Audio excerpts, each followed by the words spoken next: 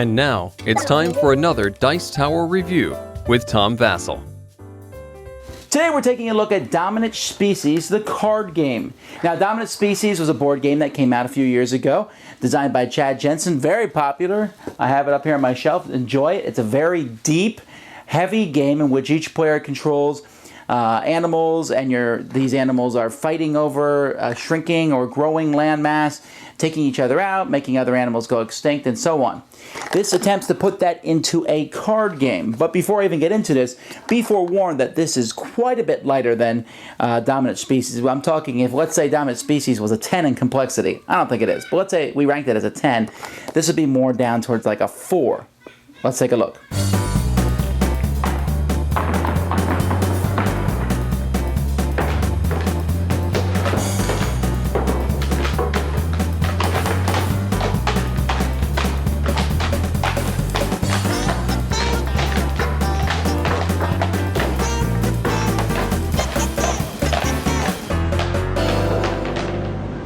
We have a small scoring board that is used. One is to keep track of which round it is. There's 10 rounds in the game. An outside point is to keep track of how many points you have. And then each player has a disc here to keep track of their survival. What players are going to be doing is they're going to be trying to win different biome cards. You're going to take 2 of them out of the game at the beginning, and then you're always going to put the C card on the bottom. That's always the 10th round. And then each round you're going to turn over the top card. It will show a certain type of terrain. So in this instance, it's a desert terrain, and this means all snakes here are going to have a food chain value of +1.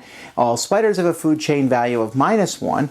And whoever has the most sun icons is going to get 3 points. Whoever has the most grass icons is going to get 2 points. And whoever has the most fossil or skull or whatever icons those are gets 1 point.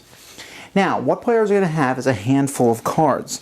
And they are going to be playing these cards face up in front of them, or they're going to pass. Now, there are different kinds of cards. We have the snakes, we have spiders, we have insects, we have amphibians. I wish I would have used a frog because I can't tell you how many times people called that a lizard in our game. We have mammals, and we have birds. Now, when you put out a card, for instance, let's look at the snake. This is a healthy snake. It is possible during the game for animals to be suppressed.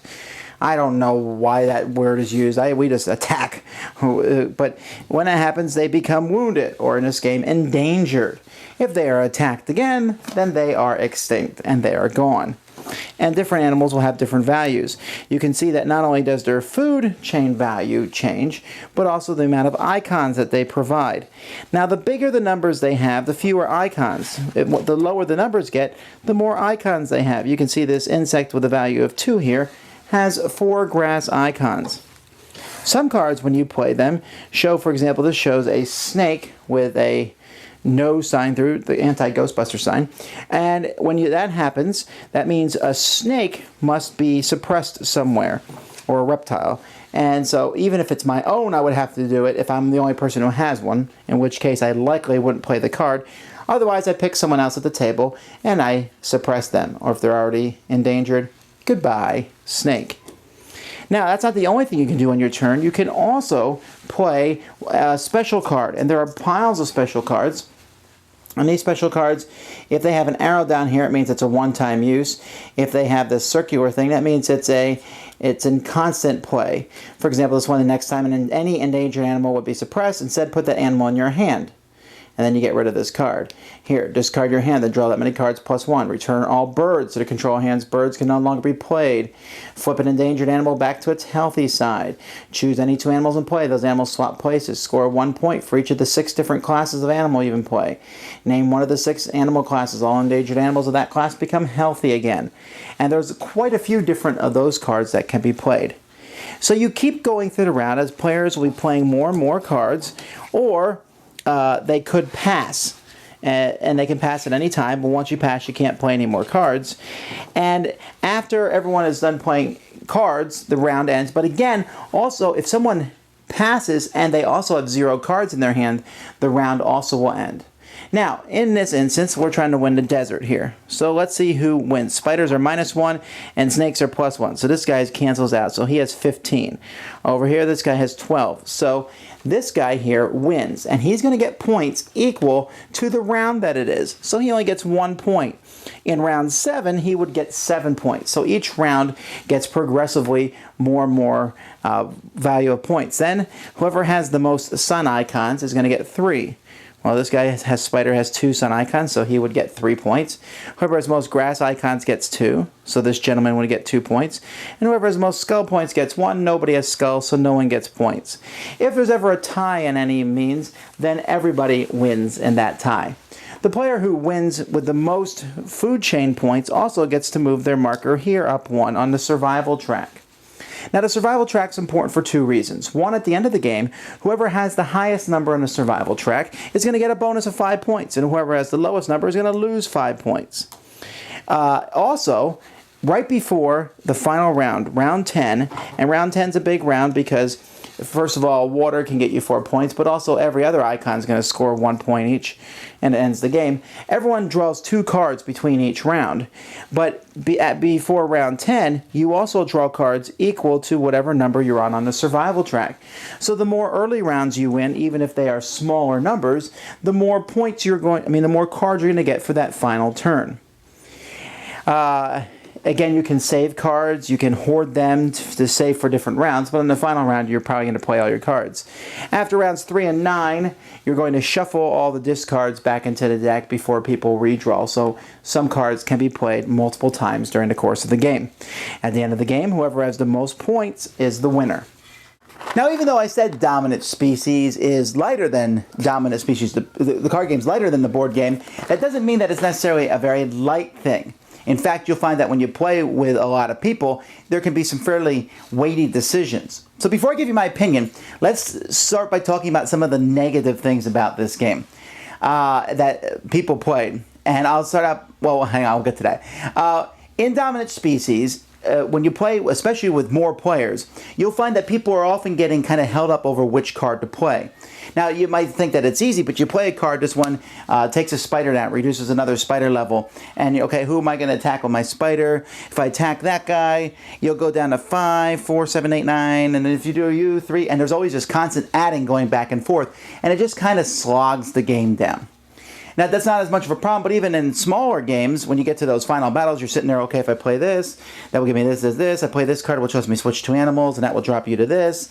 And then I do this, and there's kind of this back and forth, which, to me, kind of diminishes from the fact that I would think that it would just be a game that you play the cards down quickly. Secondly, in 5 or 6 player games, you run into a major problem with one person kind of getting, or 2, getting left out in the cold. In dominant species, you have to win some of the pre-rounds. You have to. You need to not only get some points as you go along, but you need to have as many cards as you can for that final round. And that 5+ bonus at the end, and -5, that's a big deal. So you have to go all in whenever you decide you're going to go for something. You have to go for it. 4-player game, not a problem. 5 or 6-player game, someone is going to go up against you in every round. In a smaller game, there may be a round where you play and other people back off because they just don't have it, and you can get it for fewer cards. But there are so many games where you're going against another person and you have to use up all the cards in your hand, and then you don't win, which effectively puts you out for the next 3 or 4 rounds while you're collecting cards, and can really be kind of a pain in the neck. The point swings can be wild from first place to last. Now, between first, second, and third, they're probably close, and the people behind, they might be close, but it is very easy for someone to get stampeded out. Thirdly, the theme is okay. I don't mind it, actually. I enjoy it, but it's not as strong as it was in the board game. That's a very minor complaint. Now, let me talk about the things I do like. I like how the different cards interact. I like how a card that might be worth 6, 7, or 8 in food chain points, how powerful it is, doesn't have as many icons. I like the fact that you can go for different icons. I like the special cards. When you play those special cards is critical. There's not tons and tons of them in the game, so playing them at the right point makes a very big deal to the game. Now, final opinions. I liked it. I did not dislike it, but I have yet to play it with anybody who does like it. In fact, many people in my play group hated it, including some people who I haven't seen hate many games before. People felt that they felt the problems that I listed. Some people felt that it was just too long for what it was, and I can see that. I enjoyed it. I thought it was very interesting. But I can see some of the problems with it, but I enjoyed it. I liked playing the different cards. So this is definitely a try before you buy for most people. I don't think just because you like the board game, you'll like this. In fact, I think some people coming to a board game will be like, what is this? The artwork is fantastic. The cards are good. It looks nice, and it's easy to explain and teach. So that has all that going for it. But definitely, if you can find a place where you can play it, try that first to see if this is your style, because it's an interesting card game that might be too heavy for people who like light card games. At the same time, I think Dominant Species fans are going to be a little left wanting here. Dominant Species, the card game. Thanks so much for watching the Dice Tower videos. Find more great videos and reviews, as well as our top-rated audio podcast at Dicetower.com. You can also find the latest board game news at Dicetowernews.com. I'm Eric Summerer, and you've been watching The Dice Tower. The Dice Tower is sponsored by Fun Again Games, the world's best game source.